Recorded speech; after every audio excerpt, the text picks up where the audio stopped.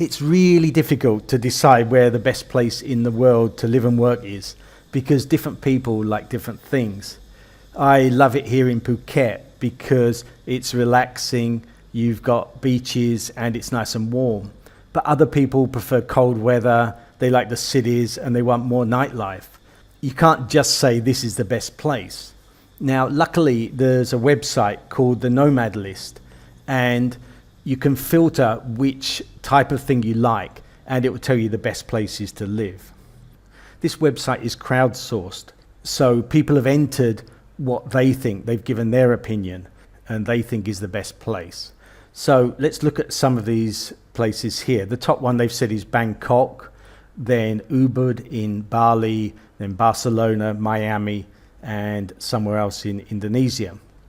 If we hover over these, then we can get more details. We've got an overall score, the cost, whether the internet's good, whether it's fun and how safe it is. And we can compare some different places. So here, Barcelona, it's a bit more expensive, but it's safe.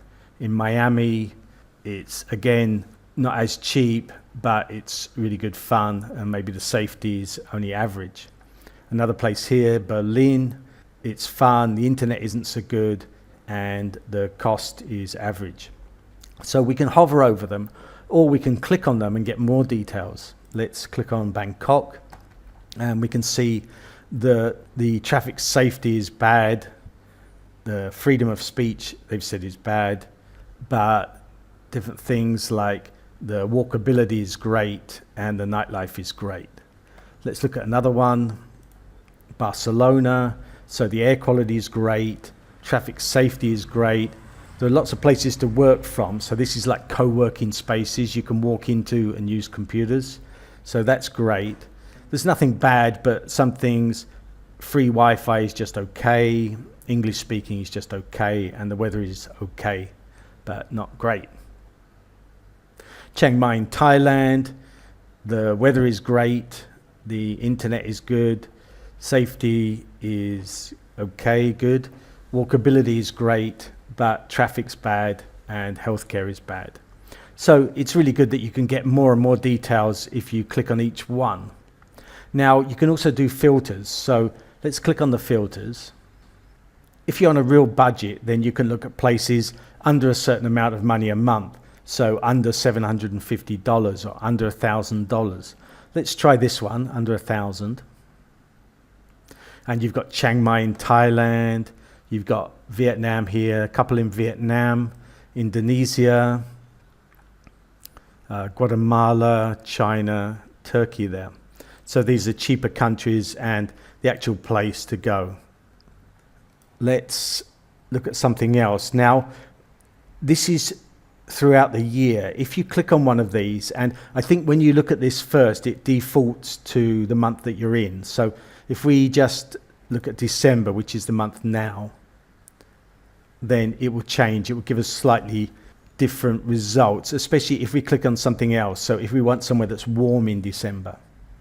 So I've said it's under $1,000 a month, warm in December, and this is the December here. You've got some slightly different ones. Some of the Europe ones have disappeared, and there's more in Asia and South or Central America. If we actually want to decide the place, then we could say here, we could put Africa, and it's got a few results here. So Uganda, Rwanda, Madagascar, Nigeria. So if you want to live in one of those, then you've got some idea here. Probably if you're on the internet, it's not so good. The internet looks very bad here. Let's remove all those. You can just click reset to remove them. Some other ones here, you've got whether there's gambling, nightlife, adult nightlife, cheap Airbnb or cheap hotels, whether it's cheap for retirees. If you are looking at dating, you can see which ones are good for men and women.